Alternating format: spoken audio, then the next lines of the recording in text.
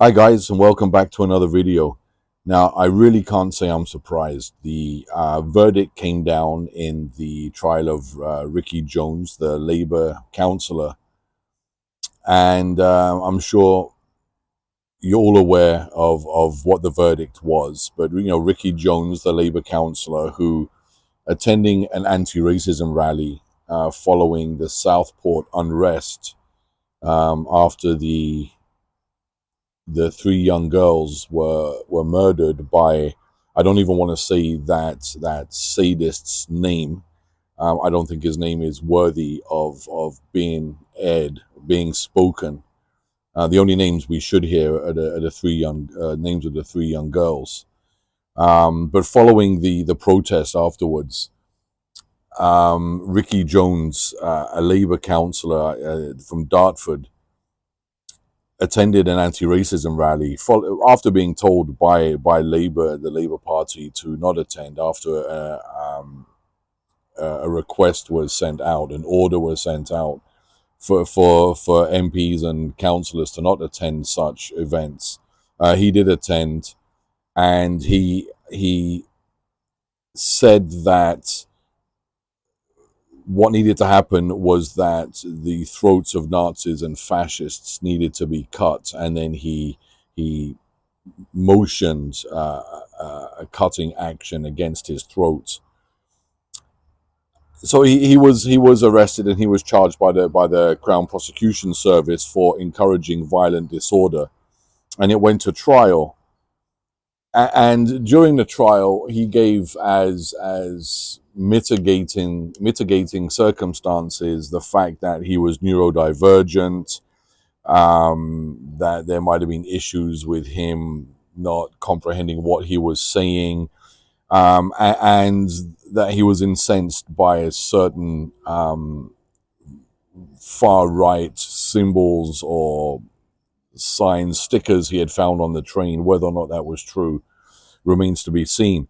But it went to the jury, went away, came back, and declared him not guilty.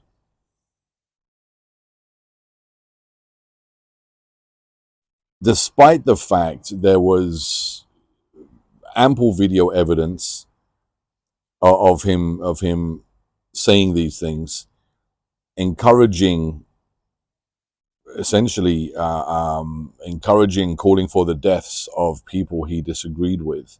Whether or not there is some truth in what he was saying, there has to be a certain standard of moral conduct, of behavior from people in positions such as his. Anyhow, he was found not guilty, and this is sometime after the sentencing of Mike Amesbury, the Labour MP, who again on video was clearly seen attacking and beating a constituent in the street, who received then a 10-week prison sentence. Contrast this to, again, I think, Lucy Connolly, because it's a very, very easy comparison to contrast against, an example to contrast against, who was sentenced to 31 months in prison for a tweet in which she said that something could happen to the migrant hotels for all she cares. Now, some could argue that she did not encourage violent unrest. She did not encourage people to go out and commit violence or criminal acts. It was for all she cares, and there was plenty of mitigating circumstances in her case, clearly all of which were ignored. Now, is this two-tier justice?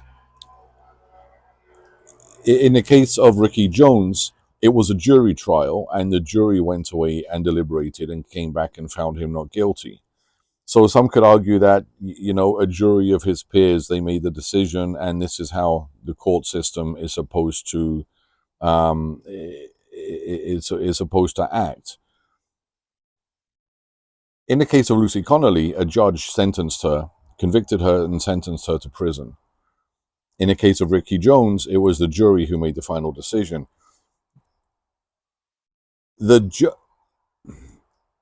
Some could argue that the judge could have done something else in the case of Ricky Jones. Now, I don't know what the composition of the jury was.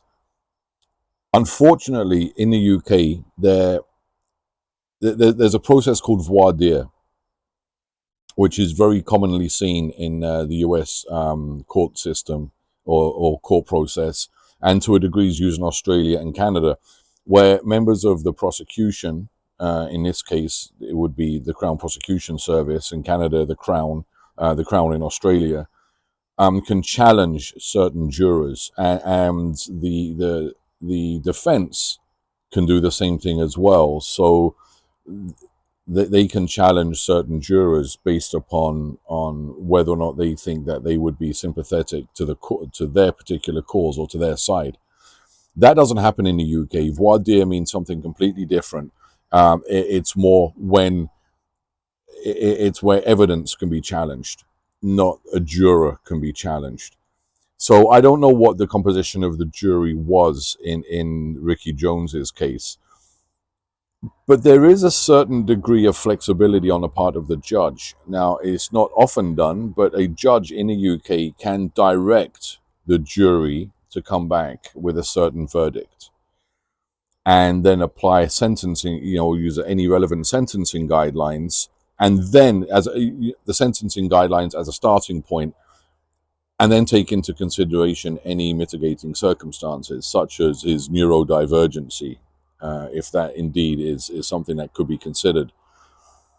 So, but the judge didn't do that in this case. The judge allowed the jury to come back with its decision, upheld that decision, and set Ricky Jones free. It's unfortunate the judge didn't step forward and exercise a degree of prerogative.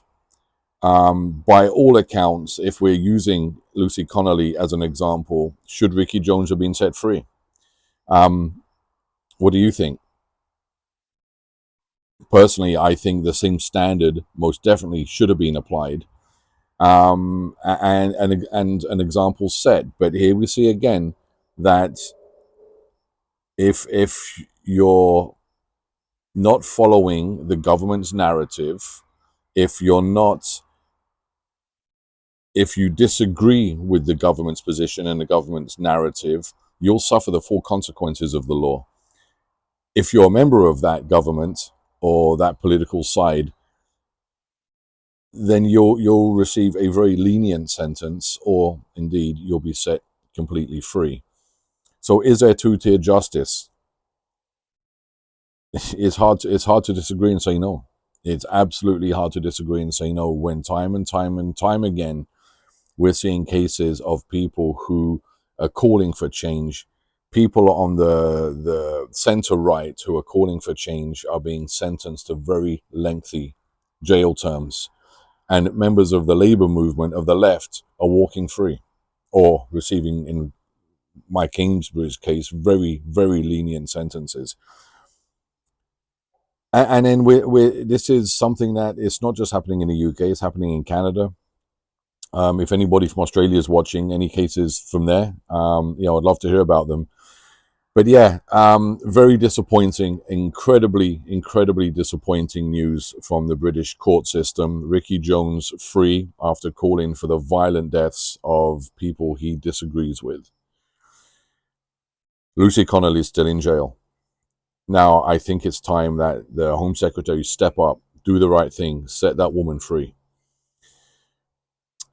Anyhow, guys, yeah, I just wanted to add some thoughts around this. The judge could have done something. The judge, in the case of Ricky Jones, could have done something, could have directed the jury, and Ricky Jones should have received the same kind of sentence that Lucy Connolly received. Anyway, guys, it's Friday. Hope you've all had a great week at work. Weekend coming up. Let's hope we can just get a break from this insanity. And enjoy the weekend. Have a great time with your friends, your families. And I hope you liked this video. If you did, I'd appreciate the thumbs up. And I would really love it if you would subscribe to the channel if you haven't already. I'm aiming to hit that 500, and I need your help in getting there. So if you haven't already, hit that subscribe button. Again, it doesn't cost anything. And you'll help me. I really, really love to hit that 500. So thanks again, guys, and until the next video, take care of yourselves.